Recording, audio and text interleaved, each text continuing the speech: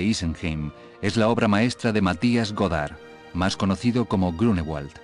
La tabla realizada entre 1512 y 1515 estaba destinada a presidir el altar mayor de la capilla del monasterio de Isenheim, en las cercanías de Estrasburgo.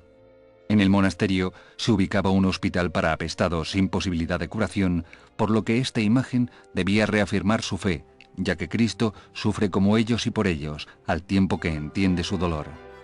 Grunewald no duda en recurrir al lenguaje gótico en pro de sus ideales, recurrencia consciente y no un caso de prolongación o supervivencia de presupuestos medievales, como otras obras, incluso laterales del propio retablo de Isenheim, donde aparece preocupado por contrastes lumínicos, evidencian no obstante ser de menor interés. La tabla central de este retablo es un auténtico sermón plástico que trata de potenciar, según inquietudes de determinados círculos luteranos, la humanidad de Cristo en su redención del género humano. Para ello hace amplio uso del expresionismo del gótico, llevando a extremos de paroxismo delirante y con criterios deformantes que rayan en la irracionalidad. Como queriendo expresar plásticamente la inscripción evangélica referida a Cristo que inserta en la tabla junto a San Juan Bautista,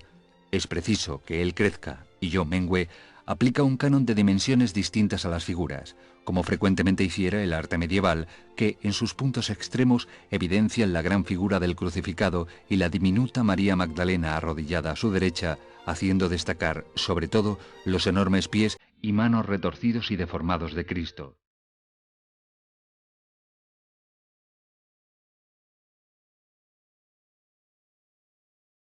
Si bien Morales, a través de la pintura de Leonardo, del manierismo italiano y de los grabados flamencos y alemanes, principalmente de Durero y Schönhauer, aprovechó numerosos recursos de la pintura devocional del siglo XVI, su obra, no obstante, no está basada en la acentuación de los elementos expresivos hasta alcanzar el máximo desarrollo de sus posibilidades.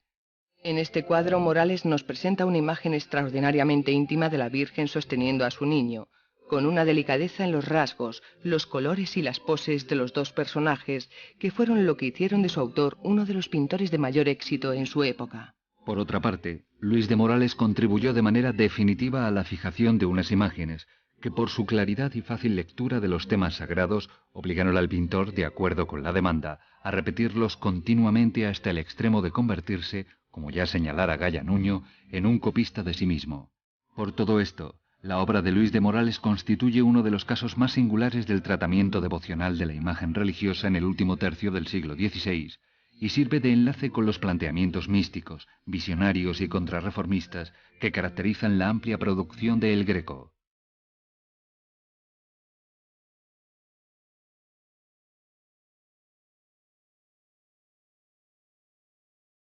Jean Clouet, flamenco de origen, mantiene los caracteres del retrato flamenco del siglo XV. Realismo, minuciosidad detallista, empleo muy contrastado del claroscuro en toda su producción, a la que incorpora algún rasgo de la retratística italiana. El retrato de Francisco I, realizado por Tiziano, algo pudo sugerirle, en cuanto a valorar gestos y ademanes, así como el colorido y calidades de las vestimentas. Su versión de retrato ecuestre a lo italiano del mismo Francisco I, también atribuido a su hijo François Clouet, resulta algo rígida y pesada. Cotejada su producción con la de Jean Fouquet del tercer tercio del 480, nos evidencia que los avances y aportaciones son realmente escasos.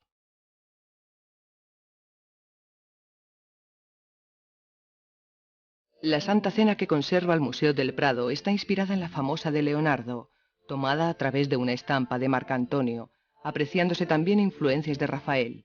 Procedente del altar mayor de la iglesia de San Esteban, fue pintada por Juan de Juanes después de un viaje a Italia, lo que justifica un cambio de estilo que se orienta hacia unos principios compositivos más regulares y una figuración más monumental, que ambientada en un mundo de arquitecturas o sobre un fondo de paisaje, demuestran la vocación clásica y la erudición arqueológica de su autor.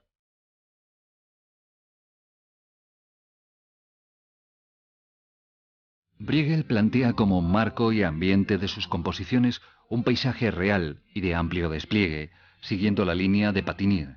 manteniendo la miniaturización y el despliegue paisajístico que llegará a convertirse en algo consustancial a su obra. Lo fundamental de la producción de Bruegel insiste en presentarnos, siempre en clave real, toda una serie de escenas populares campesinas donde lo grotesco se convierte en elemento clave, Sus campesinos bailan, ríen, comen, duermen, etc., siempre grotescamente, en un personal proceso de asimilación y selección hecho sobre la caricaturización con un profundo sentido crítico e irónico.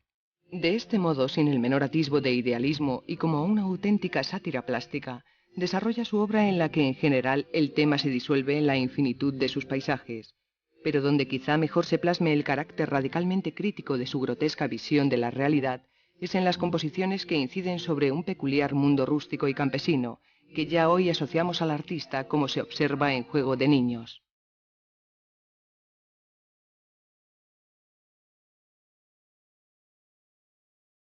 Desde el siglo XVII el cuadro ha cautivado no solo por la maestría técnica, sino también por su compleja iconografía.